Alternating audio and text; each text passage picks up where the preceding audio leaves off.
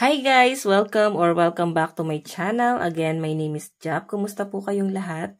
Okay, so yun guys, maraming salamat po pala sa walang sawang pagsubaybay sa ating pong daily love reading. And kung ikaw ay bago pa lang sa ating channel, mag-subscribe na po kayo. Then i-click mo na ang ating notification bell para lagi kang updated sa ating mga bagong upload, okay? So guys, sa mga interesado pala sa ating private reading, wishing candle and cord cutting, iiwan ko na lang po yung link ng aking Facebook sa ating pong description box below. Okay? Ayan. Message nyo lang ako guys sa mga gusto pong mag-inquire. Ayan. Iba yung ano natin guys, no? Yung ambience. Kasi medyo malamig doon sa kabila, sa working station. So, dito ako sa kwarto. Sobrang open kasi doon. Oo. Ang daming bintana na pinagawa doon. Kaya malamig. Ayan. Hindi ko kinakaya lamig ngayon. No? Ganun talaga pag umaga. Oo, pag umaga, no, malamig. Mas malamig ata pag gabi ngayon. Lalo February. Malamig ba sa inyo, guys? Okay, so tignan natin, guys. Kanina bang love reading to masasagap natin ngayon? Tumuna tayo sa sitwasyon. Meron tayong the sun. O, mukhang nag-e-enjoy naman kayo kasama yung third wheel. O, pwede magkaibigan kayo nitong taong to, guys. Okay, so may nakakita ko nito guys, mukhang masaya naman yung relationship nyo nitong taong to. And sobrang ine-enjoy nyo lang, travel, sobrang solid no. Kumbaga, pag tinignan mo siya or inisip mo talaga, o yung ibang taong nakasubaybay dito sa relationship nyo na to, talagang napaka-perfect. Ramdam talaga nung isa na parang, ay, mahal na mahal siya nung partner. Swerte, no? Tapos kung sino pa yung nagparamdam ng sobrang pagmamahal, parang, di ba, minsan sila yung mas nagkakasala. Pero ito guys, sobrang perfect ng relationship na nakikita ko rito. Tignan pa natin. Kanina po itong love reading. Meron tayong 8 of Wands. Actually, siya yung nasa bottom of the deck natin eh. Napagmamasdan ko na to kanina nung nandito siya. And ito pa rin yung nakuha ko, si 8 of Wands. So, meron akong nakita guys, communication. Pwede bigla na lang guys, nanlamig, no? Wala pa namang pang-ghost, pero biglang nanlamig lalo sa communication. Hindi na kayo guys gano'n nag-uusap ng maayos. Baka LDR kayo, then ramdam mo guys yung pagiging cold ng person mo and alam mo yung feeling na parang kaya ka na niyang tiisin ngayon. Okay? Alam mo yun yung sabi ko kanina. Pinaramdam niya sa inyo na mahal kayo, tapos ito yung pinaparamdam sa inyo. Pwedeng on and off tong relationship na to, strength energy. Okay? Tignan natin. Kanina po itong love reading spirit guide.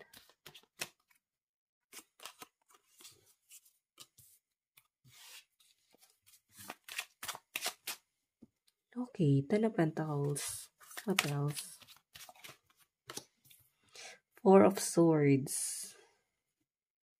May ibang kinakausap yung person mo eh. Pwedeng napagdududahan mo. Okay? Parang busy yung phone. Ba't hindi kanya kinokontak, natitiis kanya. So, yung pinapakita sa akin, guys, meron siyang ibang kinakausap. May mga reason siya rito, like, busy siya kasi kausap niya yung family niya. Pwede sinasabi niya sa inyo, family ko lang yung kausap ko. Sinasabi niya na, kapatid ko lang, nanay ko lang kausap ko, tatay ko, or kung sino man, no? Pero totoo, guys, mukhang meron itong ibang kinakausap. And mukhang nag-e-enjoy siya nakausap yung iba na yon. Ayan, no? Tapos samantalang ikaw, nag-aantay ka sa communication. Okay, meron ata kayong plano na magkita nitong taong to. May nakakita rin ako guys sa parang may plano kayo na puntahan, travel or pwedeng celebration. Meron kayong isa-celebrate pero parang hindi siya guys nangyayari, no? Kasi parang lumilihis ng landas tong person na to. Okay? Tignan natin.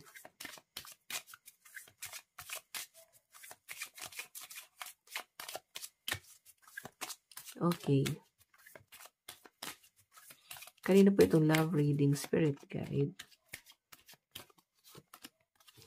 Reconciliation. So, ayan, may ano, no, pagkatapos niya, guys, maging cold sa inyo, pwede mga 1 week or ilang buwan, kayong hindi kinausap, sinasabi rito na i-release mo na.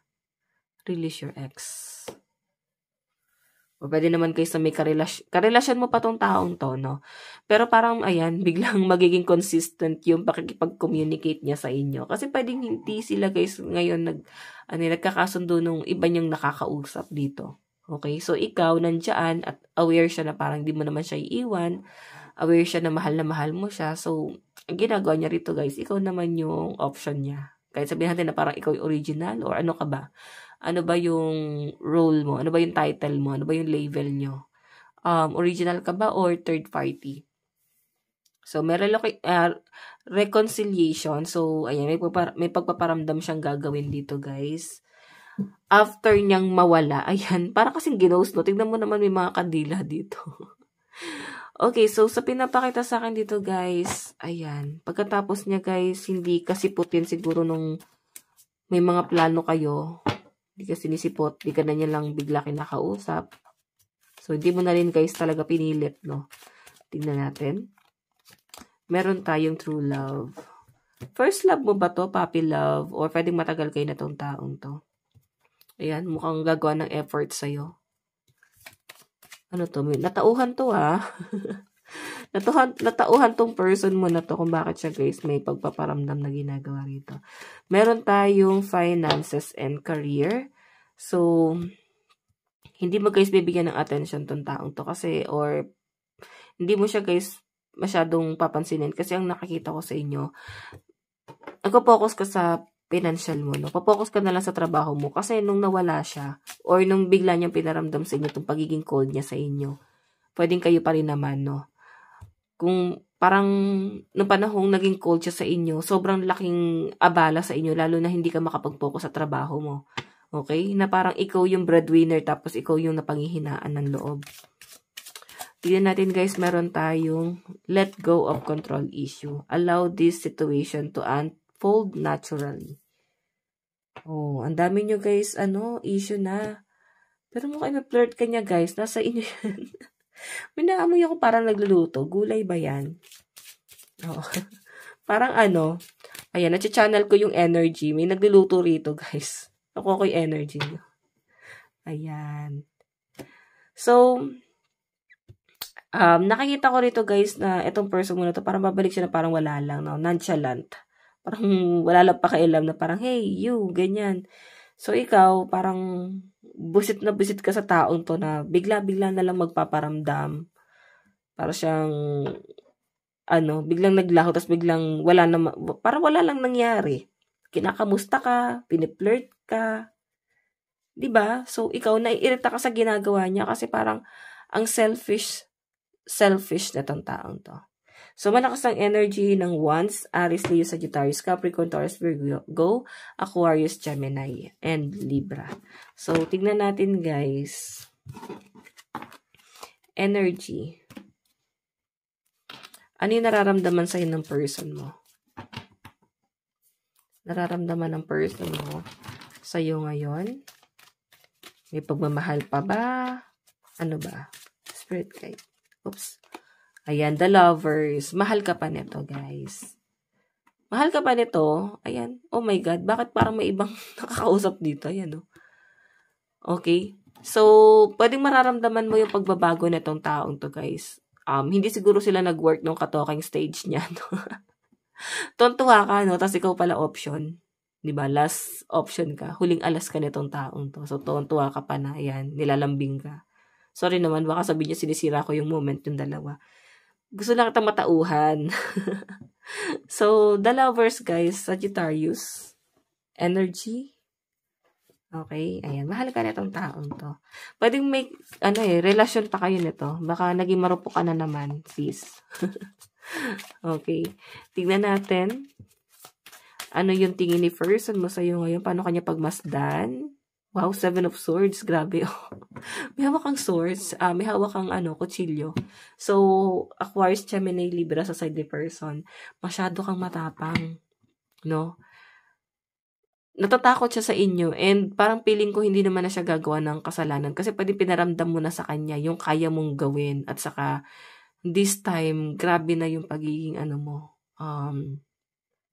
pagiging matapang mo, sobrang independent ka na, hindi ka na katulad dati na parang kaya kanyang i-under. Ngayon, guys, ayan, matapang ka na dito. 7 of Swords, Aquarius, Gemini, Libra. Okay, tignan natin ano naman yung okay. Ano yung magiging hakbang? Ano yung magiging plano na itong taong to? Ano yung magiging plano nitong taong to sa connection yung dalawa? Meron tayong 9 of Wands. Social media. 9 of Wands. 9 of Wands is communication. Nakikita ko na parang gusto niya mag-build ng foundation kasama ka or magkaroon ng mga property. Siguro guys, meron kayong business online. Ayan, nagbibenta ba kayong kandila? Sorry naman, may kandila kasi rito. So, meron kayong business na online, pwedeng vlogger kayo. Baka napag-uusapan niyo, mag-vlog tayo ng ganito, ganyan. Oh. Uso naman ngayon yung lovers, di ba? Tapos nagbablog sila. So, yun yung pinapakita sa akin dyan, guys. Parang may mga pag-uusap kayo about sa mga plano nyo. Gusto nyo i-share online. Or pwedeng business to. Okay? Tignan natin, ayun yung plano niya, guys. Gusto niya umunlad kasama ka. Outcome. Spirit guide. Outcome po. Meron tayong the lovers. So, yun yung outcome, guys. The lovers pa rin. Tumalon talaga yung card. Grabe. So, meron tayong energy ng Aries, Leo, Sagittarius dito sa energy ni person mo, no? Sa side ni person. So, tignan naman natin, guys, sa side mo. Ano yung nararamdaman mo kay person? Ano yung nararamdaman mo sa person mo?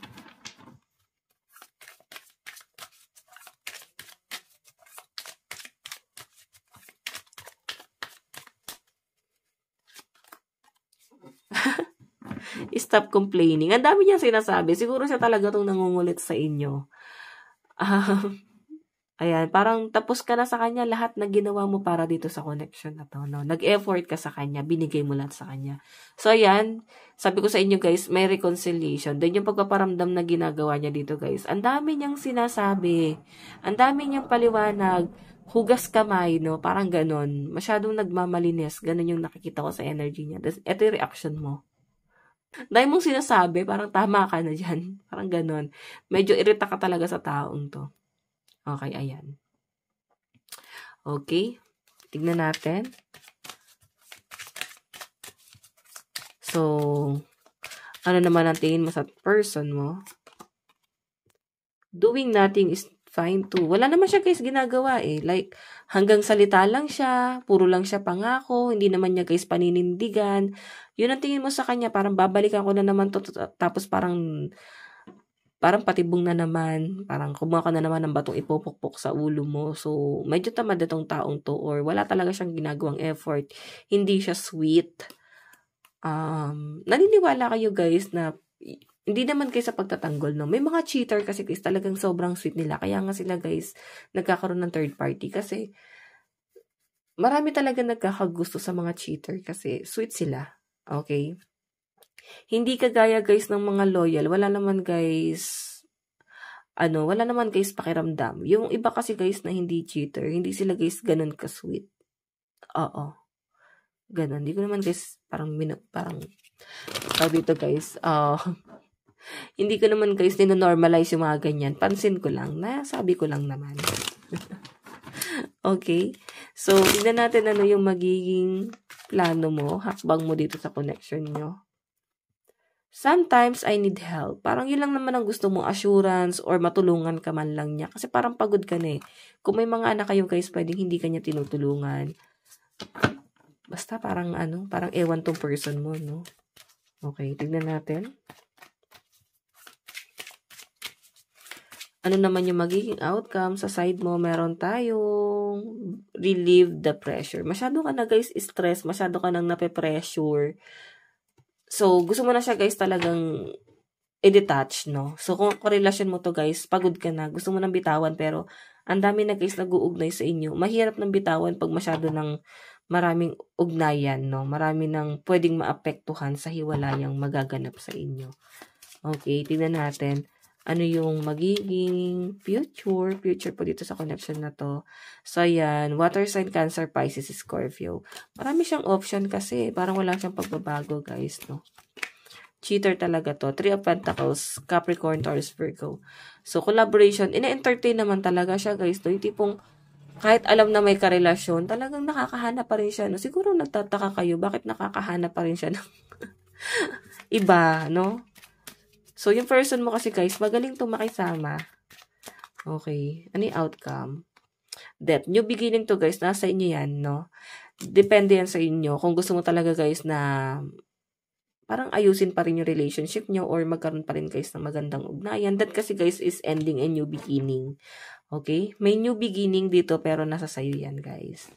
Tignan natin sa napatungo to. Love advice, love advice. Meron tayong worth waiting for. Naku. Ayan, may mga nag-aantay dito. Nag-aantay ba kayo sa person nyo? Sabi ko sa inyo guys baka nagagalit kayo dyan. Pag hindi sa'yo yung reading, ayan, may mabasa na naman ako dyan na nagwawala. Hindi ako ganyan. So, ibig sabihin, hindi sa'yo yung reading. Okay? Tapos may magko-comment na naman na, baligtad po yata. Oh, alam mo naman Pwede mong i-reverse yung reading. Alam nyo na yan, guys. Kailangan pa ba nating ipaliwanag? Pwede nyo i-reverse yung reading. Really sure ex. Ay, wala ko guys control sa card. Talagang ex yung lumalabas. May mga nagagalit kasi na parang puro ex na lang, puro ex na lang. So, maraming tarot reader guys sa YouTube. Pwede nyo guys panoorin. So, yun sa akin kasi guys, ayan, pas talaga lumalabas. O baka naman guys, wala kayong label na tong taong to. Or baka guys, naghiwalay na kayo. Future naman to guys, pwedeng may ending talaga na mangyari sa inyo kung nasasama pa rin kayo. Pwedeng mapapagod ka na dito at ayan, gusto mo na siya guys i-release. Worth waiting for. So, nakakita ko naman na may pagbabago siyang gagawin dito. And parang, masasabi ba natin worth it yung pag-aantay? Okay, nag-antay ka talaga magbago siya. So, yung pagbabago kasi guys, pag mahal mo isang tao, meron ka talagang babaguhin sa sarili mo, diba? Religious factor, foreigner to. Or pwede na sa abroad, separation. Ayan, may hiwalayan talaga guys, okay? So guys, ito lang po ang inyong reading. Maraming salamat po. God bless and love you all. Bye-bye.